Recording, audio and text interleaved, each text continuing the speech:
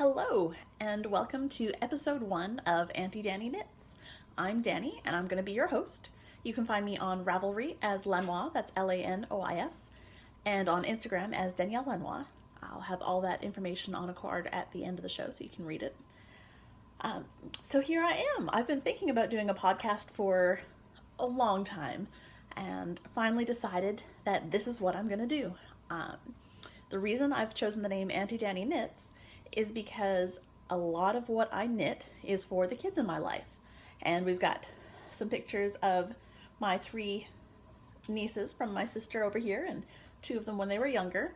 But I also have a bunch of honorary nieces and nephews, and all these kids in my life get an awful lot of knitting from me.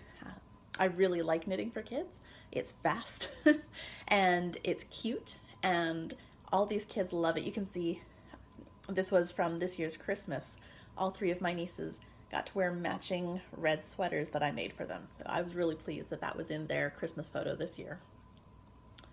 So what do I do in terms of crafting? Well, I knit, obviously. I also crochet. I make cakes. I bake cookies and cupcakes. I do some beadwork. I make stitch markers.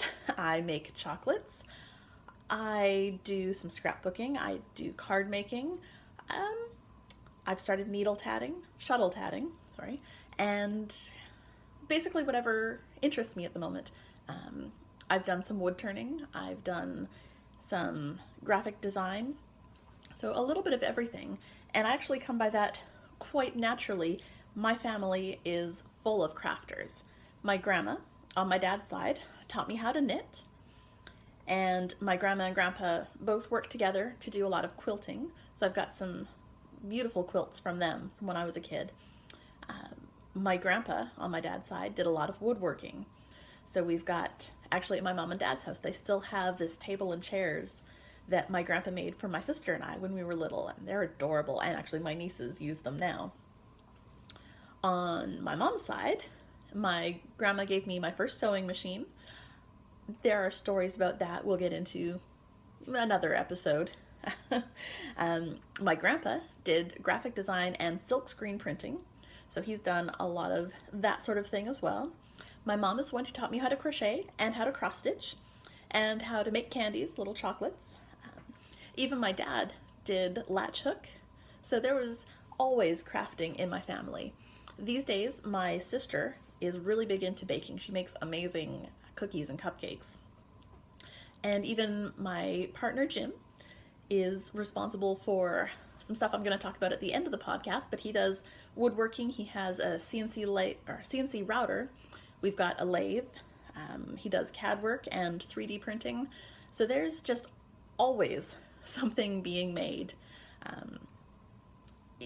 No one sits still in my family, I think, and it's great.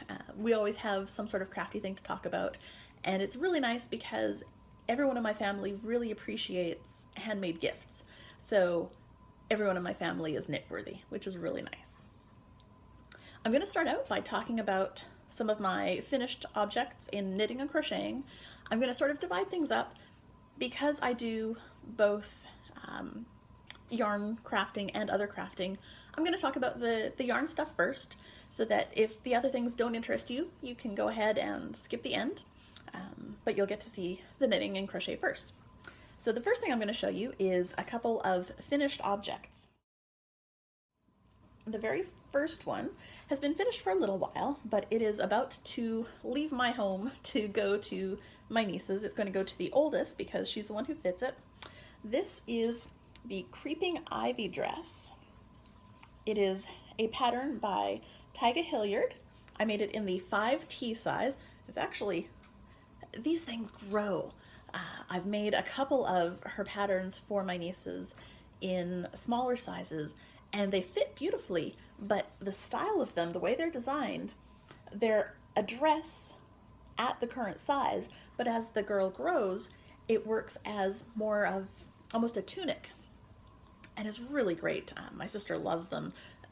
The oldest one, I made her yellow dress when she was 2 years old, and she's still wearing it, and she is almost 5 now. So it's great. It lasts forever. I'll show you this a little bit closer. This yarn is some red Heart Soft Baby Twinkles in the color New Mint. I used just short of 2 skeins to make this. This yarn is old.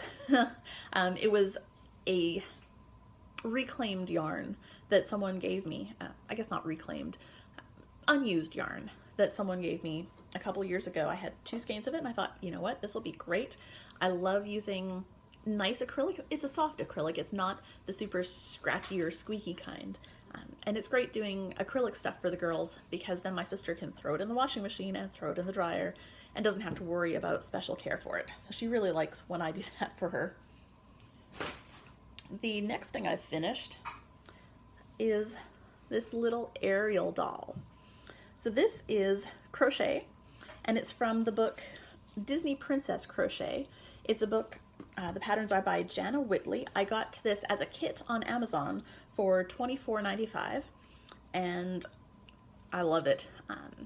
I actually have more than one of these dolls because I have more than one niece. So I actually, the other one is in a pile to give to another person, but I've made 5 of these little Ariel dolls. And they're great. They're relatively quick and easy to do. I can finish them up. If that's all I'm working on, it takes me about a week to do the set of 5. And I do them sort of assembly line style. These ones I use the Hobby Lobby I Love This Yarn acrylic. It's soft, it's great for toys, it has held up really well for me. These ones are in Glacier, Turquoise, Amethyst, Ivory, and Red for Ariel, and just some safety eyes. The youngest of my nieces is only about 6 or 7 months old right now, so she will not be getting hers right away, but it'll go home and wait with mom until she's old enough. I've also finished another mermaid themed item. I've made matching mermaid tail blankets. My middle niece is about to have a birthday party, and she's having an Ariel themed birthday party. So I thought this would be a great birthday present for her. This is the adapted from the Mermaid Tail pattern by Kat Goldin. It's on her Slugs on the Refrigerator website, and I used that for the pattern of the actual fin stitching. And then I modified the top a little bit, and I really modified the tail. I really just sort of winged it as I went to make a fin that looked like I wanted my mermaid tail fins to look like. The ones that are in the pattern are fine. There's nothing wrong with them. But I have very picky little nieces, and I knew that they would like this style better. There's still a couple of ends to trim off, but I was really concerned about getting all of this actually finished with the stitching because my mom is actually in town for a visit right now, which is wonderful. We've had so much fun, and you'll get to talk to her in a little bit. And she's going to be taking the mermaids and the mermaid tail back to my nieces for birthday time. So next up, I'm going to talk about some works in progress. The first one I've got is not falling off the needles. Good. I am a little bit more than halfway done the bind off of this. This is a blanket for my middle niece, this little munchkin here. I originally knit this blanket back in, 4 years ago, whatever year that is, when she was born. And it was just supposed to be a car seat blanket for her. Well, she loved it. She loved the snot out of it. I'll try and insert a picture here, so you can see just how loved it was. Strings coming out everywhere. I had done sort of a loose gauge here in the body of the blanket. Oops, I'll show you the end without all the ends sticking out. I'd done sort of a loose gauge so that it was nice and airy. It wasn't going to be too hot for her when my sister had it draped over the car seat. It was great, but that looser gauge had lots of room for little fingers to get stuck in and pull. And what happened was when my mom came to visit, she pulled this out of her We'll try that again. She pulled this out of her suitcase and said, Buggy asked me to bring this along and see if Auntie Danie could fix her blanket. And I looked at it and I thought, oh, that's gonna suck. There were so many pulls. It was going to take hours and hours and hours to fix it. So I did what my grandma taught me to do and ripped it out. My grandma never had any problems ripping out her knitting. She would pull out anything in a heartbeat. So my mom and I sat, we each worked from one end and pulled out all of the knitting. We weren't able to salvage this portion. This yarn is discontinued. This is Plymouth Yarns Oh My, and the purple color is Lilac, and then the edging is done in Plymouth Yarns Heaven in the lovely name 100 for this multicolor, and then pink and purple. And this stuff is gorgeous. I love it, but the problem with it is when someone loves on it a lot, rubs it and cuddles it, it gets all matted up, and there was just no way we were going to be able to pull that out. But luckily I had another skein of that same multicolor, so I was able to say, you know what, let's just snip what we need to and rescue all of the purple Oh My. And I was afraid that it was going to have a million ends to weave in. I thought, I'm sure that with all those pulls, because we saw some ends hanging out, I was sure that I was going to have several partial balls, but we actually got it all into just 4 skeins, the original 4 balls that it came from, which was amazing. So I was really pleased with that. And so I managed to get it all knit back up, and like I said, I'm just on the last row on the bind off. So I will definitely be able to get that finished before Mom heads out. The other project I'm working on is a pair of socks for Jim. And these are knit, I'm doing them 2 at a time, magic loop using a US 1. These are my Carbons needles. I really like using these, and given all the work that Jim used to do with carbon fiber manufacturing, it just seems appropriate that I use Carbons for his socks. But these are the BB8 colorway in the Mustache yarns from Stacy. These are her perfect self-striping, so that's why they match so nicely. Right now I'm doing just my standard vanilla sock. I don't even know where I got the toe pattern from. It's so long that I've been doing these. I think I probably modified it a couple of times along the way. And when I get to the heel, I'll be doing the Fish Lips Kiss heel because it fits him really well, and he likes it, and I like it. I find it really easy to do. And this is also sitting in a bag that I made. This is one of the first project bags that I made for myself. This is the official sock knitter fox pattern from Little Skein, and yeah, Little Skein. And I ordered this. I made up my own sock bag.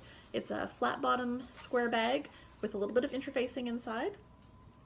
Again, I followed an internet tutorial for this. I couldn't tell you which one because I've looked at so many of them, and I know that the one that I originally used is not the one that I've been using lately, but later on when I sew some more bags, I'll give you all the information about what I'm using these days. All right, next up is Auntie Danie Shops. This is where I'll talk to you about a few things that I've purchased lately. I haven't been buying a lot of yarn, mostly because I have a lot and I really like what I've got and I want to actually use it. But a new yarn store opened in town yesterday was the grand opening, and I went, and you can't go to a new yarn store without buying some yarn. So I got 2 skeins of Malabrigo sock. They're in the colorway Pearl and Chocolate Amargo, and I love the way these two look together because the pearl is sort of a brown based gray and the chocolate is a chocolate, and I think they're going to be lovely together. I don't have a pattern picked out, but I'm planning to do a 2-color shawl using both of those together. I think they're going to be just beautiful. The other thing that I've bought recently that I just can't get enough of is this bracelet. And if you look over here, it's actually an hair elastic holder. So it's just a simple bangle, and it's got a little bit of a channel in it. And So instead of wearing your hair elastic around your wrist and cutting off circulation, you just get it into this bangle, and there you go. Lots of room, slides nicely. This bangle is the Coco style stainless steel bracelet grooved cuff bangle on Amazon, and it comes in a set of 3. There's a silver, a yellow gold, and a rose gold, and I love these. I'm not normally much of a jewelry person. I don't usually put on necklaces and earrings and stuff. I mean, I've got my Fitbit, but that's about it. But since I got this last week, I've been wearing it every day. Sometimes the silver, sometimes the gold, sometimes both, but I love having it because, you know, with long hair, it's important to keep an elastic around, but it's really nice to have something that's pretty and also something that's not, you know, choking my wrist. I like it. All right, the next segment is Auntie Danie Bakes. I have been baking a lot lately. I've been doing birthday cakes. I am the honorary auntie to BatGirl and Sir Fox. They're my friend's daughter and son, and what I've done every year for their birthdays is make their birthday cakes. It started off for BatGirl's birthday, for her very first birthday. Her mom called me and said, I want something awesome for a cake. Can you do the cake that the fairies make in Sleeping Beauty? And I said, yeah, sure. I had no idea what I was gonna do. I had no idea how I was gonna make it. But when she gives me a challenge, I do it. Just the year before, I had made their wedding cake, and they wanted a sandcastle with dragons. And I did. So I'm willing to try anything for them. So it ended up being, it was a 14-layer cake. Not skinny little southern layer cake layers, like full-on 1.5 to 2-inch thick layers of cake. And I actually conscripted the handyman at work to help me come up with this bending pole that was secured to a plywood. Anyway, I'm going to show you a picture here. And that's what this cake was. And every layer was a different flavor. Well, alternative flavors. We had 7 different flavors of cake. It was terrifying to load this thing into the car and try to drive to her house from mine with it. That was the scariest cake drive I have ever done. I've delivered a couple of cakes to friends, you know, no big deal. This was big, and it was wobbly, and it had a broom. But it was so much fun to do. So that was how I got started making BatGirl's birthday cakes. For her second birthday, they decided to do a Wizard of Oz theme and asked me if I could make an Emerald City. So I said yes. So for her third birthday, they decided to go with an art theme because BatGirl was showing a huge interest in painting and drawing and coloring and just everything paint and color themed.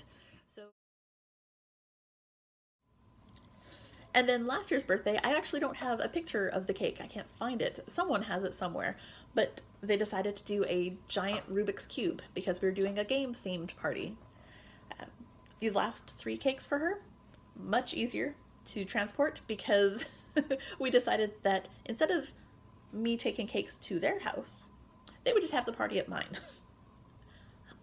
I'm still not entirely sure how that happened, but it actually worked out really well because it makes me clean up my house. It makes it easy for them because they've got kids, 2 little kids, and everyone who has 2 little kids knows that it's not the easiest to keep your house party clean for more than, I don't know, 5 minutes. And then I also don't have to transport the cake, so it's worked out well.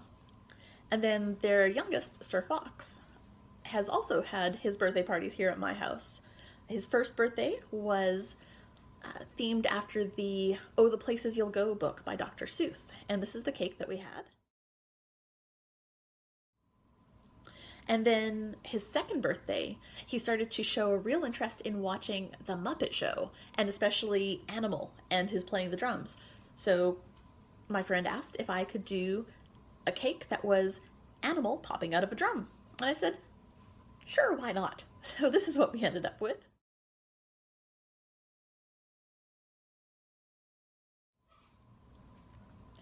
And then this past year, after doing several birthday parties and being really tired by the end of them all, the grown-ups thought, you know what would be fun? Is a pajama party.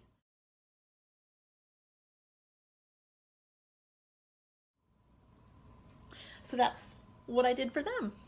And then I've got another set of friend kids that I've been making birthday cakes for. And this is actually the latest cake that I've made. It's an Ariel cake. And I just used the Wilton doll pan form. All right, this next segment is Grandma Barb Crafts. This is my mom, Barb, and she is the one who got me started crafting. It's all her fault. Sure, blame Mom. Absolutely. Yeah.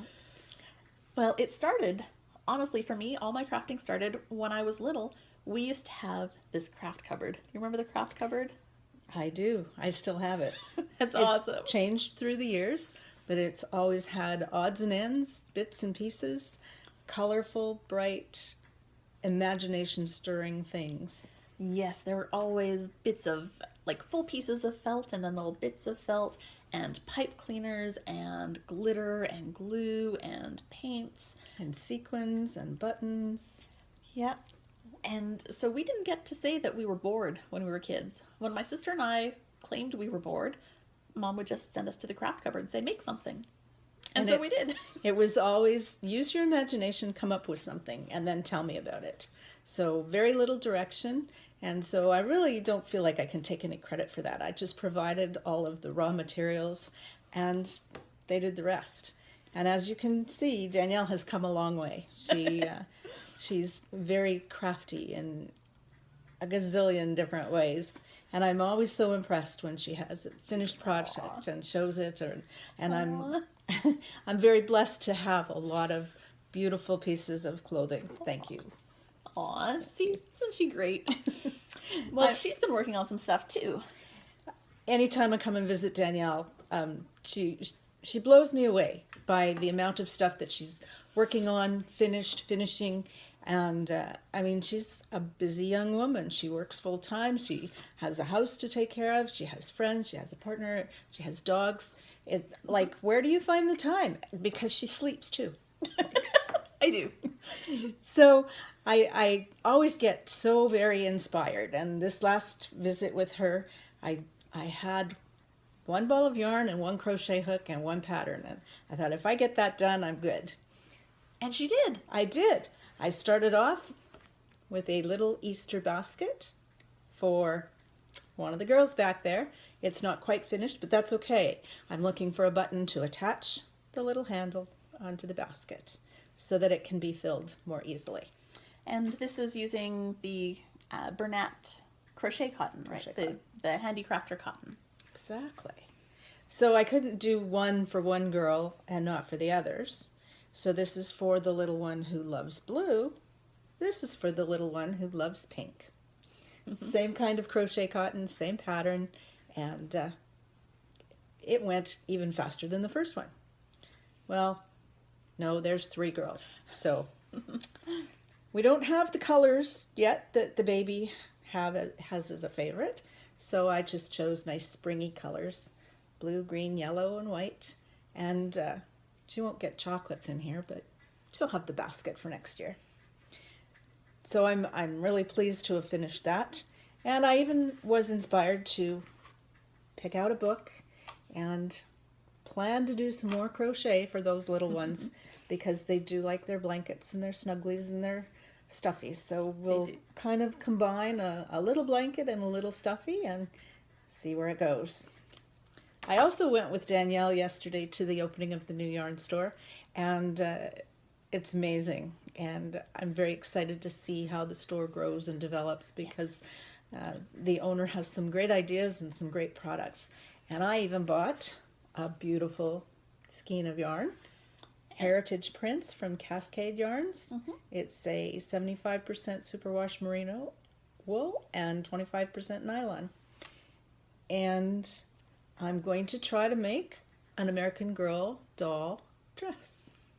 And I chose the red and blue colors in this because one girl has the two older ones have American Girl dolls.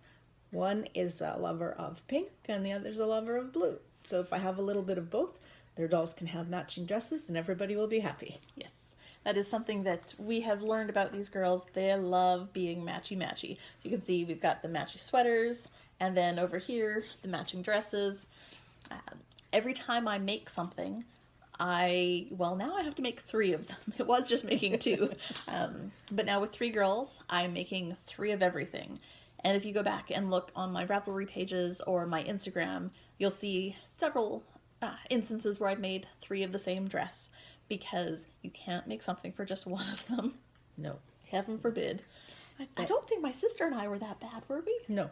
No. Okay. Well, these 3 love, the 2 older ones love being matchy-matchy. And the little one, I think, is going to absorb that. I think so. But they also are very appreciative and love whatever Auntie Danie makes them. And as you can tell from the previous segments of this podcast, they think that Auntie Danie can do anything. They do. I don't know if that's a good thing or not. I guess we'll see going forward. But I did actually start teaching them how to knit. Last time they were down visiting me, both of them, the youngest and the oldest, well, I guess she's the middle now. I keep forgetting that we have a new one, so she can't be the youngest. But they were 4 and 2 at the time.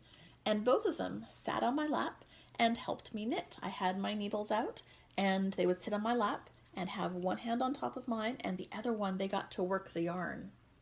And we did the little rhyme about in through the front door, run around the back, out through the window, and off jumps Jack to get the stitch off. And so we did that probably only about a half dozen stitches for each of them before they got distracted and wanted to do something else. But they still talk about the time that Auntie Danie taught us to knit. So it's going to be in their blood too. I don't think they have any choice. I mean, you heard about how much my family makes stuff. It's going to happen. They're going to learn to make things. They will. And they've been asking if I could teach them to knit. My knitting is nowhere near what Danielle's is, so I said, let's just wait and let Auntie Danie teach you the right way. Anything else you'd like to add? I'm good. Well, so this is my mom. I'm glad she's here. It's nice to meet you. Okay, so our last segment is going to be Uncle Jim's shop. And that is because my partner Jim is the brains and development behind the JD Craft Shop store on Etsy. He uses that to sell his wooden and 3D printed items. I'm not going to have a shop update segment at the end of every episode, don't worry about that. But I'm going to show you when he does something kind of new or interesting. He's working on some stuff in the shop right now. I'd hoped that he'd be done today, mostly because I wanted to play with it. But he's not done yet, so when he's finished with his next project, I'll show you. But in the meantime, I want to show you one of my favorite things from the shop, and that is the sock blockers. So these are our sock blockers, and I love them. They're made out of a birch plywood. They're nice and thin, but they are great. We've sanded them down. They're nice and smooth. They've got a good finish on them. And they come in a wide range of sizes. These are the size small. They have a foot that's 8 inches toe to heel. We also have an extra small, which is 7 inches. Medium is 9. Large is 10. Extra large is 11. And we even have a 12-inch stocking blocker size. The extra small through extra large come in a pair. So if you want to buy them, you will get a pair so you can block 2 socks at once. The stocking size only comes with a single one. But if you have 2 feet, you can always add, well, okay, everyone has 2 feet. But if you have 2 feet that big, you can always order 2.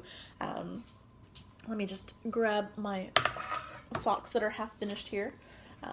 They're not going to look quite perfect on here because honestly these are for Jim's feet, which are substantially larger than the size small 8-inch sock blockers that I use for my feet. But this gives you an idea. Oh, there's a little bit of extra, but again, his feet he uses the 11-inch to block his socks, or I use the 11-inch to block his socks. But that's what they look like, and I really like them. I use sock blockers I don't block my socks all the time, and I know a lot of people don't block their socks. I like to block my socks the very first time I have them finished. Once I'm finished making them, I love to take a nice picture. So I'll take a nice picture on my sock blockers. And if I'm going to give socks as a gift, I'll make sure I wash them and put them on a blocker to get them looking just right before I gift them to whoever is going to be getting them.